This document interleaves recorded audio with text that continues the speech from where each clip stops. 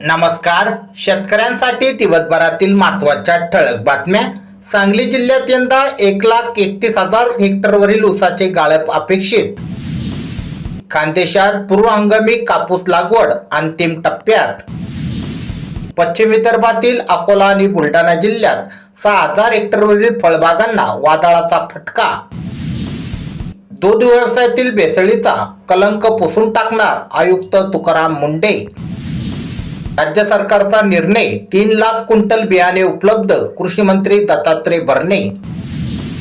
April 2019 पासूनची सर्व पूर्णगठित कर्जमाफीस अपात्र. मराठा समाजाला ओबीसी प्रमाणे 8 सवलती लागू. फडणवीस सरकारचा मोठा निर्णय. नांदेडमध्ये किसान सभेकडून कर्जमाफी आदेशाची होळी. मान्सून येतात, पावसाला पोषक वातावरण. पुढील 5 दिवस विदर्भात, दक्षिण मध्य महाराष्ट्रात, कोकणात पावसाचा अंदाज. मान्सून एक्सप्रेस महाराष्ट्रात दाखल, 2 दिवसात आणखी पुढे सरकणार. सोयाबीनच्या भावात घट, 2 दिवसात 500 रुपयाची घसरण.